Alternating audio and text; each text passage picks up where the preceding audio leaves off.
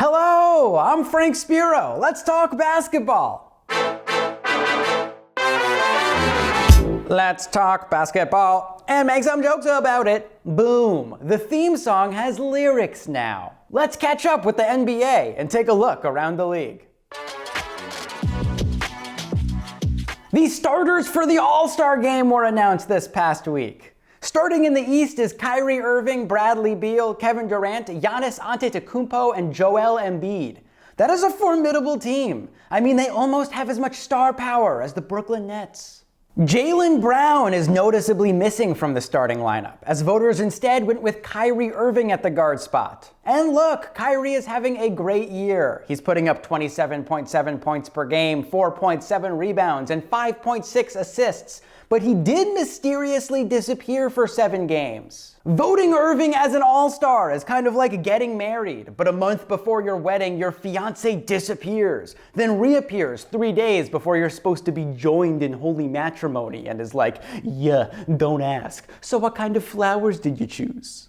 There's also controversy in the West about the chosen all-star starters. The West team is made up of Luka Doncic, Steph Curry, LeBron James, Kawhi Leonard, and Nikola Jokic. Which, hey, that's almost as much star power as the Brooklyn Nets. Yeah, that's right. The punchline works for both conferences. The question once again for the West All-Stars is, where is Damien Lillard?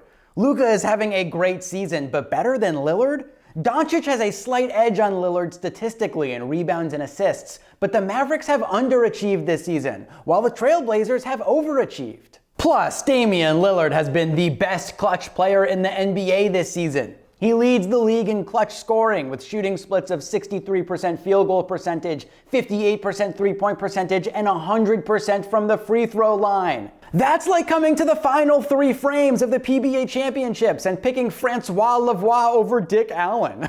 I mean, sure, Lavoie is the international sensation with the smoothest breakpoint board in the game, but Allen is a consummate professional who always hits his positions at the arrows. Am I right? The All-Star reserves for both East and West are being announced tonight, which is very exciting. But this has been a historic year for individual stat lines in the NBA. Snubs are sure to come.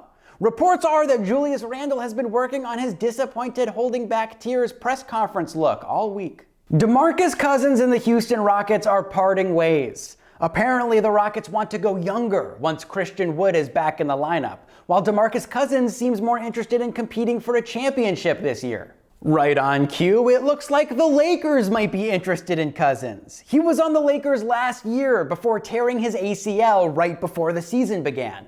Wow, the Lakers might have DeMarcus Cousins and Anthony Davis. If only someone would have come up with that before. Jamal Murray had a 50-point game this week against the Cleveland Cavaliers. In that game, he had an effective field goal percentage of 100%, which is the highest effective field goal percentage in a 50-point game in NBA history. Now, he did miss in the game. He went 21 for 25 from the field. And if you're sitting there asking yourself, wait, how could he have an effective field goal percentage of 100% if he missed shots? Then, boy, do I have something to tell you. No one knows how math works. It's alchemy, magic, with no rhyme or reason. Mathematicians? Oh, you mean demon-faced soothsayers with a direct line to the devil? Y equals mx plus b? How about y must I be? Tormented by numbers. I failed calc.